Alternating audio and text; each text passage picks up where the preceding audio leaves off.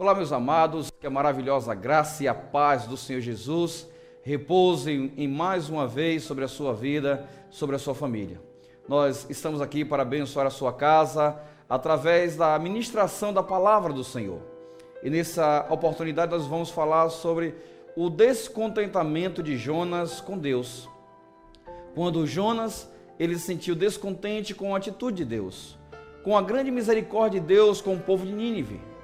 Quando nós crescemos no Evangelho, nós aprendemos desde criança que o Jonas foi aquela personagem em que Deus permitiu que um grande peixe pudesse o engolir e trouxesse de volta para Nínive. Aquele jovem rebelde profeta em que Deus manda ir para um lugar e foi para outro lugar. Irmãos, vocês fazem ideia por que Jonas não quis obedecer à voz de Deus? Quem realmente era Nínive? Nínive era a florescente cidade, a capital dos assírios. Está lá em 2 Reis 19:36. E foi também ostentemente casa do rei Senaqueribe. E ele foi rei da Síria durante o reinado bíblico do rei Ezequias e na carreira profética de Isaías. Nínive, de acordo com as escrituras, foi também o lugar onde Senaqueribe morreu nas mãos de seus 2 filhos, após ser derrotado de seu numeroso exército. Lá em 2 Crônicas, capítulo 32, no verso 21. Seus filhos fugiram para a terra de Ararate. O livro do profeta Naum é quase exclusivamente uma coleta dessas denúncias contra a cidade de Nínive. Amados, lá no primeiro capítulo de Jonas, no versículo 1 ao versículo 4, começa a surgir o convite. Mas, ainda assim, quando o texto começa no versículo 1, parece que um diálogo já havia acontecido entre Deus e Jonas. E a gente pode começar a ver no versículo 1 que diz o seguinte: a palavra do Senhor veio a Jonas, filho de Amitai, com esta ordem: vá depressa à grande cidade de Nínive e pregue contra ela, porque a sua maldade subiu até a minha presença. Mas Jonas fugiu da presença do Senhor, dirigindo-se para Tarsis. Desceu à cidade de Jope, e onde encontrou um navio que se destinava àquele porto. Depois de pagar a passagem, embarcou para Tarsis para fugir do Senhor. O Senhor, porém, fez soprar um vento forte sobre o mar, e caiu uma tempestade tão violenta que o barco ameaçava arrebentar-se. Amados, esse texto aqui é o texto que inicia essa história de Jonas. No decorrer dela, nós sabemos que Jonas ele foi para sua viagem em Tarsis, e no meio do caminho um grande vento veio a ponto de levar o navio, de afundar o navio. E naquelas agonias à noite, Jonas se escondeu na proa do navio, no porão do navio, e ali, quando os homens começaram a jogar suas coisas fora, encontraram Jonas dormindo. Eles gritaram, chamaram, pediram para que Jonas pudesse orar para o seu Deus, para que, quem sabe, o seu Deus pudesse ouvir, pudesse atender e socorrer.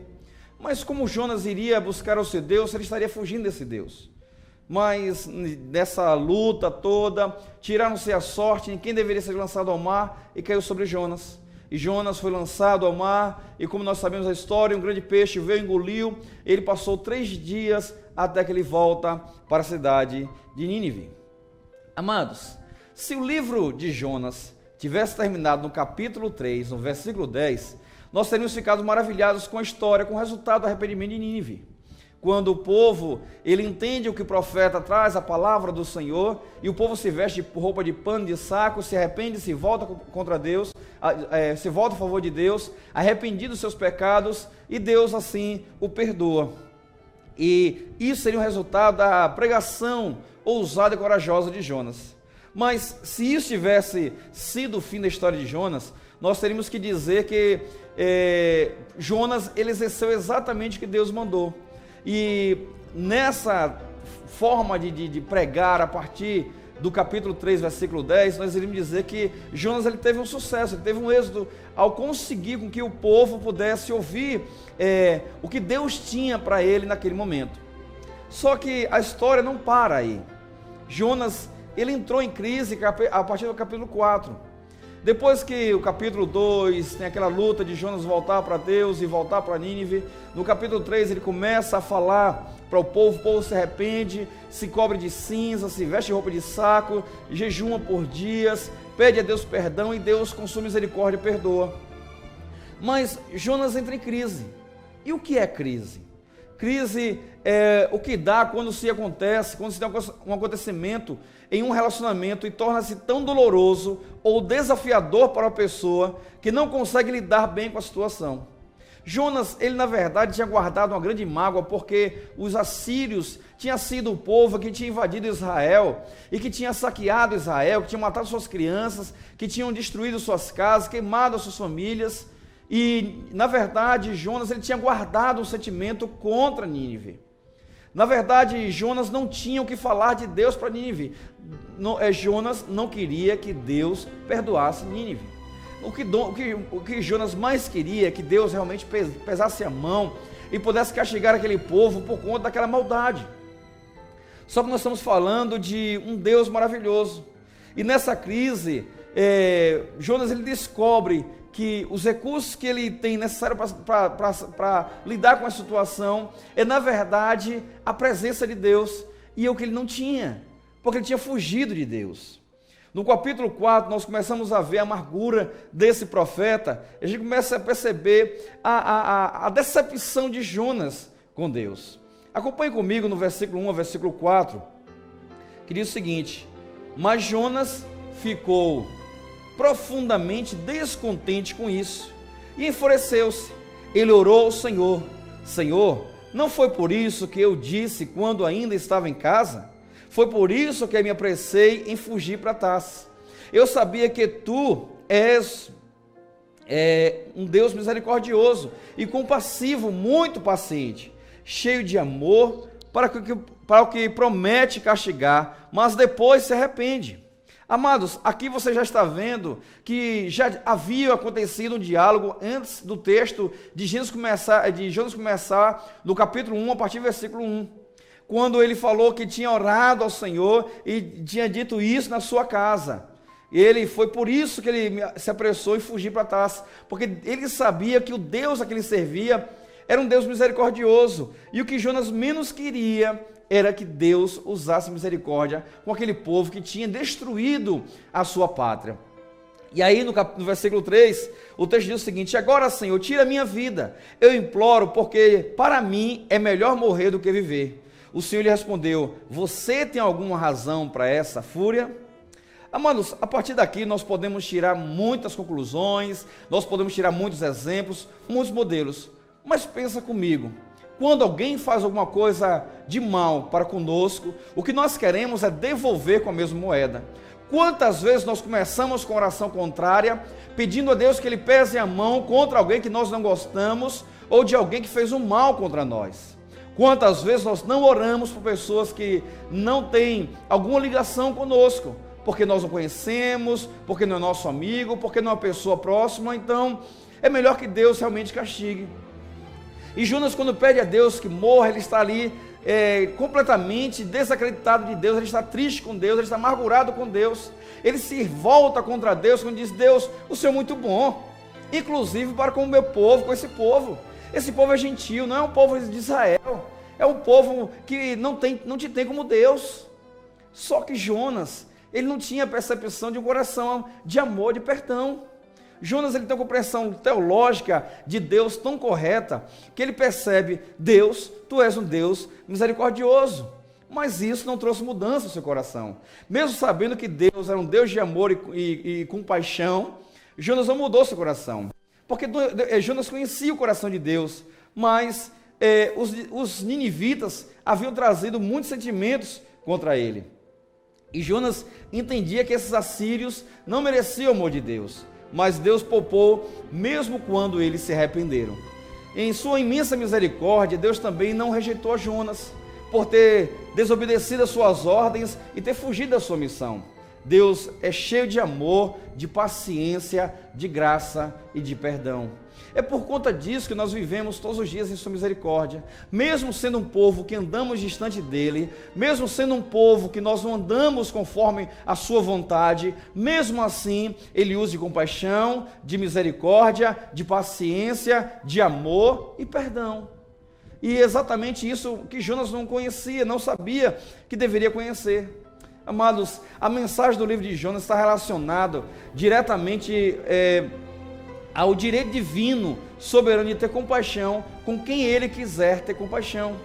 Até a apresentação do livro de Jonas, que está lá em 1 Reis, no capítulo 14, verso 25, quando está falando do relacionamento entre Reoboão, o rei Reoboão, é o rei de Judá, o rei no sul, contra Jeroboão II, que é o reino de Israel, o rei do norte.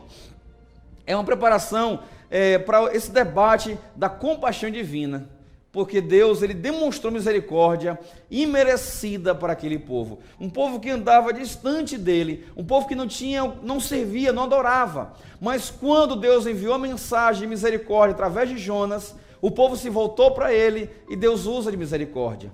E que tal pensarmos que esse Deus de misericórdia é um Deus que atende a todos que têm o seu coração voltado para ele, independente de religião, independente do seu credo, independente de suas doutrinas. O que nós precisamos entender é que o amor de Deus está acima de tudo isso, dos nossos dogmas. A Bíblia fala que a sabedoria de Deus é loucura para os homens. Nós não podemos diminuir Deus e colocar Deus dentro de uma determinada religião ou de um determinado conceito. O nosso Deus está muito acima disso. O texto do capítulo 4, versículos 5 e 6 diz o seguinte: Jonas saiu e sentou-se no lugar a leste da cidade. Ali construiu para si um abrigo, sentou-se à sua sombra e esperou para ver o que acontecia com a cidade. Então o Senhor Deus fez crescer uma planta sobre Jonas para dar-lhe sombra à sua cabeça e livrá-lo do calor. E Jonas ficou muito alegre. Mas é claro, é lógico que Jonas ficaria alegre. Quando Deus insere uma bênção na vida de uma pessoa, traz alegria a essa pessoa, traz paz a essa pessoa. Foi exatamente a resposta de Jonas. Jonas ficou feliz porque ele sentou emburrado com Deus, como um bebê, sentadinho de costa para Deus. E Deus, apenas em um dia, ele levanta uma árvore.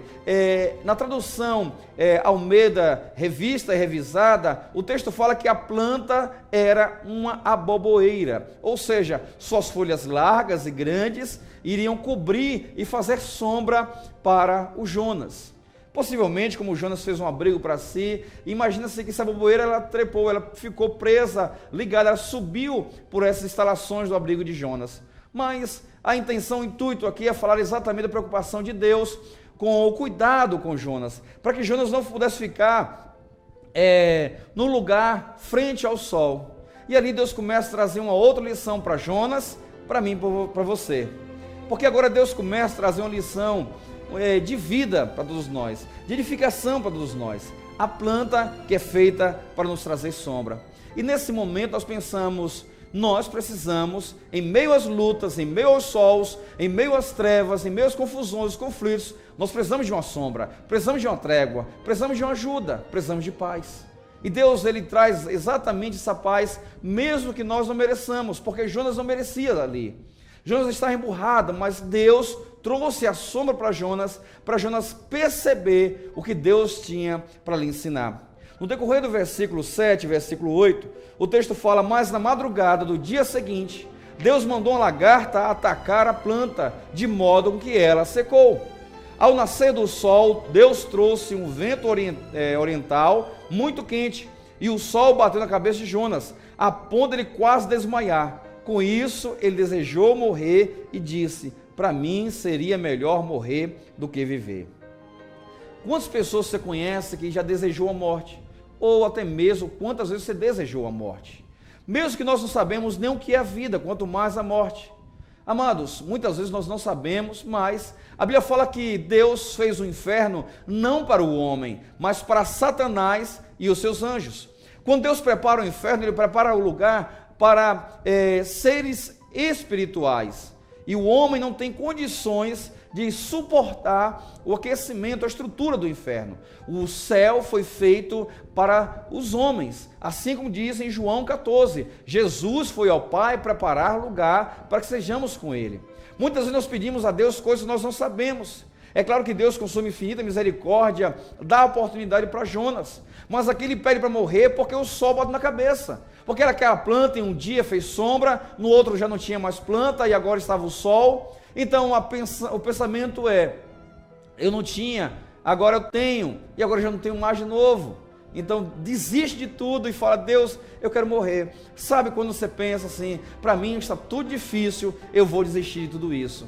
Existem pessoas que pensam em abandonar a Deus porque as coisas ficaram difíceis, porque o sol voltou a bater na cabeça. Mas eu quero fazer uma pergunta a você, e os dias de bênção, e o que Deus te trouxe de lição, e os ensinamentos das suas vidas? O que fez com tudo isso? O que fez você prosseguir, crescer, chegar até onde você está? O que fez com que você andasse em passos largos para pensar exatamente no poder de Deus? Amados, nós vamos correndo pensando nisso, mas Jonas experimenta um pouco do sol e desiste de tudo por conta do coração amargurado. Tudo por conta da falta de amor. Deus tinha um propósito de trazer com que aquele povo voltasse para ele, o povo de Nínive. Porque aquele povo estava contra Deus, seu coração estava fechado para Deus. E agora é a vez do profeta Jonas se fechar contra Deus. E Deus agora está dialogando com Jonas. E nós continuamos, versículo 9, que diz, mas Deus disse a Jonas, você tem alguma razão para estar tão furioso por causa da planta? Respondeu ele, sim, eu tenho. E eu estou furioso a ponto de morrer. Veja só que razão Jonas tinha. Em um debate com Deus, ele diz, eu tenho razões para estar furioso. Eu tinha uma planta ontem e eu já não tenho outra. Deus fez um milagre tão grande na vida de Jonas que levantou uma planta em um dia, somente um dia a planta cresceu. Mas quando não existia mais a planta e o sol voltou a queimar a sua cabeça, ele falou, tá bom, já não quero mais viver. Eu não tenho a sombra, então não quero mais viver. Amados, se a gente parar para analisar, nós somos orgulhosos, prepotentes, nós queremos que Deus valorize isso. Nós queremos que Deus tenha o mesmo coração igual ao nosso. Nós queremos inverter os papéis. Nós queremos que o nosso Deus se corrompa. Nós queremos que o nosso Deus mude. Nós queremos que o nosso Deus enfrente o pecado para fazer a nossa vontade. Nós somos completamente inflamados com nossas bobagens. Nós queremos ir para as igrejas, queremos que a pregação encaixe certinho com a nossa vida. Nós queremos que uma revelação seja exatamente a explicação. Olha, tem que dizer o número do RG, do CPF, se não for, não é vontade de Deus. É claro que nós precisamos ter muito cuidado com o que nós ouvimos, porque nós estamos ouvindo muitas coisas absurdas. Mas a preocupação é exatamente com a voz de Deus. A pergunta é, por acaso Deus, com sua infinita bondade, em trazer uma planta sobre a sua vida, em trazer bem sobre a sua vida, e quando as dificuldades batem na porta, você pensa em desistir? Que tipo de Deus você serve? Versículo 10, versículo 11, encerrando o texto, diz o seguinte, mas o Senhor lhe disse, você tem pena dessa planta, embora não tenha podado, nem tenha feito crescer. Ela nasceu numa noite e numa noite morreu. Contudo, Nínive tem mais de 120 mil pessoas que não sabem nem distinguir a mão direita da esquerda. Além de muitos rebanhos, não deveria eu ter pena dessa grande cidade? Amados, eu poderia mudar agora o rumo dessa ministração a partir desse versículo 11, quando, versículo 10, Deus pergunta a Jonas se ele teria pena da planta, que ele não fez nada para a planta crescer. Foi tudo a bondade de Deus. Ele está, na verdade, preocupado com a planta e preocupado com a sombra que ele tinha. E ele pergunta, e você acha que eu não devo estar preocupado com uma cidade de 120 mil pessoas? Que as pessoas não sabem distinguir a mão direita da esquerda, o que é certo e o que é errado? É aí agora onde nós entramos com a palavra desse dia, com o descontentamento de Jonas com Deus, e o nosso descontentamento também com Deus, porque Deus não faz exatamente aquilo que nós queremos que Ele faça. Nós precisamos que esse Deus faça as nossas vontades, como crianças mimadas, emburradas, cheias de birras e mau gostos. Nós queremos que esse Deus mude a sua forma de ser, a sua essência, por conta da nossa ignorância. Deus está preocupado com a salvação do seu povo. O próprio Deus, ele se abre quando o coração se arrepende. O próprio Deus está completamente aberto para a transformação de pessoas. É Ele que mexe com a vida da pessoa. E Jonas, naquele momento, ele prefere morrer a ver uma cidade inteira convertida. Quantas vezes nós fazemos isso? Nós falamos que somos servos do Deus Altíssimo, nós somos profetas de Deus, mas nós não evangelizamos, nós não falamos de Deus, nós corremos atrás de revelações, atrás de curas, de dons, mas nós não evangelizamos. Nós precisamos entender que o papel da nossa igreja hoje é diferente. Nós precisamos trocar o evangelizar pelo serviço diaconal. Nós precisamos servir aos irmãos. Amados, Jesus em Mateus, ele diz o seguinte: olha, eu senti fome e me deste de comer, eu senti frio, me deste de vestir, estava nu e me deste de cobertura, estava enfermo e você foi me visitar. E pergunta: mestre, quando foi que eu fiz isso?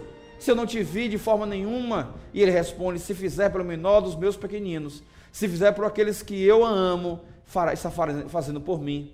Nós precisamos entender que o propósito do evangelho é diferente do que nós achamos. Os nossos olhos estão ficados exatamente para nós. Nós gostaríamos que Nínive fosse salva se nós tivéssemos alguém da nossa família. Vocês lembram de Gênesis, no capítulo 18, quando no seu diálogo com Deus, Abraão, ele pede que Deus ele venha ter misericórdia de Sodoma e Gomorra, porque o seu sobrinho Ló estava lá. Ele começou a rogar ao pai, começou pelos 50 pessoas, até parar em 10 pessoas. O que ele queria, na verdade, não era que Deus salvasse Sodoma e Gomorra. A preocupação de Abraão não era com Sodoma e Gomorra, a preocupação de Abraão era com Ló. É por conta disso que nós não pregamos o evangelho, porque nós não pregamos o evangelho que nós não conhecemos. Nós queremos que as pessoas que nos cercam sejam favorecidas. Sabe quando você está num bom emprego e busca um chefe ou uma pessoa mais próxima à sua para que você dê um emprego para uma família, um parente seu, porque é seu parente, e uma pessoa que tem uma qualificação melhor não ocupa esse espaço do serviço porque não conhece ninguém na empresa? Já parou para analisar que nós queremos que as pessoas que nós mais amamos sejam favorecidas e as que nós não gostamos ou que não fazem nada por nós, elas venham ser desfavorecidas e que Deus não precisa nem abençoar? Já parou para analisar que nós queremos escolher quem Deus deve abençoar ou não? E Deus, em sua infinita misericórdia por nossas vidas, Ele tem ido contra muitas orações, muitas súplicas e muitas ações. Só que o resultado, meu amado, minha amada, de pessoas como Jonas, descontentes com Deus, porque Deus não faz aquilo que você quer, o seu futuro é de dentro de um peixe. O seu futuro é exatamente presos. Porque o que nós precisamos fazer é cumprir a vontade, o papel que o Senhor nos designou em Mateus 28 para as nossas vidas. Ide, portanto, e pregar o evangelho a toda criatura. Por mais que Nínive tenha sido um lugar de assolação, por mais que o povo de Nínive fosse para as outras cidades, para saquear as outras cidades, eles roubavam as cidades vizinhas, eles matavam as pessoas, os habitantes das cidades vizinhas. Mas Deus, antes de destruir a cidade, Ele veio dar um aviso, e as pessoas lhe deram ouvidos, por mais que fossem as piores pessoas da terra, eles deram ouvidos a Deus, eles se voltaram para Deus. O que nós precisamos fazer é pregar o evangelho, e o julgamento pertence a Deus. Nós conhecemos muito bem João 3,16, que diz que Deus amou o mundo de tal maneira que entregou seu único filho para que todo aquele que nele crê não pereça, mas tenha vida eterna. Mas nós conhecemos o texto de João 3,17, que diz que Jesus não veio ao mundo para julgar o mundo, mas Ele veio ao mundo para que o mundo pudesse ser salvo por meio dele. E quando Ele nos leva para pregar o evangelho, quando Ele nos envia para pregar o evangelho, Ele nos envia para trazer a salvação do Senhor. O julgamento pertence a Deus, e no último dia, e não a mim, não a você, e não agora. Esse papel de julgador é de Satanás, e não meu e seu. Nesse momento, Satanás está julgando, mas virá o dia em que o Senhor Jesus irá julgar, e juntamente com Ele, os salvos que serão arrebatados. Amados, se nesses últimos dias o nosso país gemendo e passando por lutas como está passando nesses momentos, se nós, como pessoas sábias, com o coração aberto ao Senhor Jesus, não sair de casa em casa pregando o evangelho, se não sair de casa em casa evangelizando, cumprindo o ídolo do Senhor, nós perecemos. Amados, nós precisamos ser pessoas relevantes, pessoas destacáveis, pessoas diferentes. O mundo está cheio de pessoas iguais que pensam em si mesmo. Nós precisamos pensar que nem Jesus. O meu reino não é desse mundo, o meu reino é em outro lugar. A minha morada não é nesse mundo, a minha morada é em outro lugar. Essa preocupação é exatamente a preocupação, irmãos, de buscar o que Deus tem para as nossas vidas. Seja na sua casa um pregador do Evangelho e faça cumprir o serviço diaconal. Os diáconos é para servir a igreja, é para servir o povo. Foi designado lá em Atos 6 para que pudesse ajudar os órfãos, os necessitados, as viúvas, e os apóstolos pudessem pregar o Evangelho. Mas não, irmãos, nós precisamos mudar a nossa roupa, mudar a nossa fala, mudar nossas vestimentas, mudar a nossa cultura, mudar o nosso jeito de ser. Mas é interessante que existem pessoas criando grupo de WhatsApp para evangelizar. É interessante como as pessoas acham que aquele grupo de 20, 30 pessoas entre si vai ser ganha. Amados, nós precisamos correr um pouco mais além disso. Vamos sair das nossas prisões. Vamos começar a sair pelo mundo pregando o Evangelho. Pastor, mas o WhatsApp é um meio de comunicação. Realmente, meu amado, você pode usar para se comunicar. Você pode usar para falar de Jesus, mas criar grupos para falar de Jesus. Você não está saindo do seu mundo. Vamos lá, irmãos. Vamos entrar em Samaria, na Judéia. Vamos até os confins da terra. Se realmente nós somos cheios do Espírito Santo, vamos usar as nossas ferramentas. Vamos realmente sair do nosso pequeno mundo e ir de encontro com o que o Senhor tem para todos nós. É interessante que o texto de Mateus 28, no versículo 22, 21, 22, quando está terminando o texto, Jesus fala o seguinte: e se você pregar o Evangelho, eu estarei sempre com você até o fim dos tempos, até o fim dos dias. Pregar o Evangelho significa ter a companhia do Senhor, e nós precisamos andar nessa companhia. O que Jonas não entendia é que a misericórdia do Senhor Jesus alcançava ladrões, alcançava os gentios. É que a misericórdia de Deus ia até pessoas sírias que há muito tempo atrás teria destruído o povo de Deus. O que Jonas não entendeu é que a misericórdia de Deus está acima das culpas das pessoas. E quando Deus propõe perdão, arrependimento daquele povo se arrepende e volta para Deus. E o que Jonas se chateia com Deus, no capítulo 4, é que ele disse: Deus, eu sabia que tu ia fazer isso. Eu sabia que tu era tão misericordioso que ia perdoar esse povo. E por isso que eu me neguei a vir para Nínive e fui para Tarsis. Ele fugiu da presença de Deus justamente por isso, porque ele sabia que Deus iria usar de misericórdia.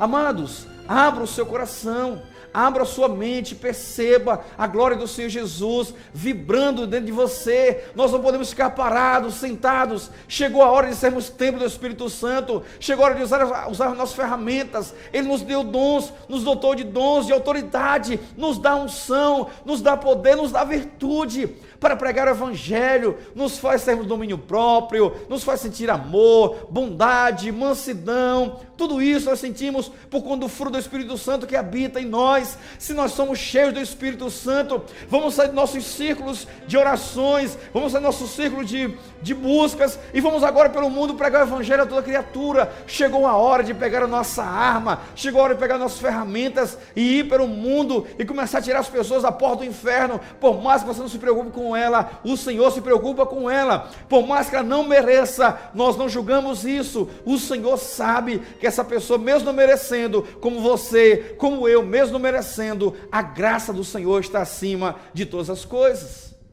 E eu não estou aqui essa tarde porque eu mereço estar aqui essa tarde. Eu não estou aqui ministrando a palavra através desse programa porque eu mereço estar aqui.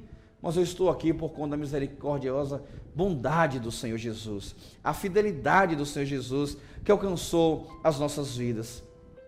Nós queremos que Deus tenha muito mais para nós esses dias. Por mais que as coisas se apertem, o Evangelho do Senhor está muito vivo. Ele não morreu. Você pode estar batido, desanimado nessa tarde, mas se você pedir ao Senhor: Senhor, me levanta, você nesse momento, o Senhor pode restaurar o seu vigor, restaurar a sua vida, devolver os seus dons, as suas habilidades, colocar você de pé e colocar você para pregar o Evangelho. Seja cheio do Espírito Santo, permita que o Senhor use a sua vida. Muitas vezes nós achamos que ser cheio do Espírito Santo é estar somente numa igreja e falar em línguas, e não é. Ser cheio do Espírito Santo, você pode falar em línguas, que é a manifestação do Espírito Santo, é um dom que Deus te dá. Mas ser cheio do Espírito Santo é pregar a paz, o amor, a bondade, o Evangelho do Senhor Jesus a toda criatura. É você entrar na sua casa e viver a paz do Senhor na sua casa. É você ir ao seu emprego e mesmo em meio à guerra, viver a paz do Senhor naquele lugar. Porque não é o que você tem, mas a quem está em você. Que Deus possa abrir os seus olhos, abrir o seu coração e levantar em você um verdadeiro profeta, verdadeiro homem, mulher de Deus, capaz de ganhar toda uma cidade para o Senhor Jesus. Fique na paz, que Deus abençoe. Tenha uma semana abençoada e frutífera. Em nome do Senhor Jesus. Amém.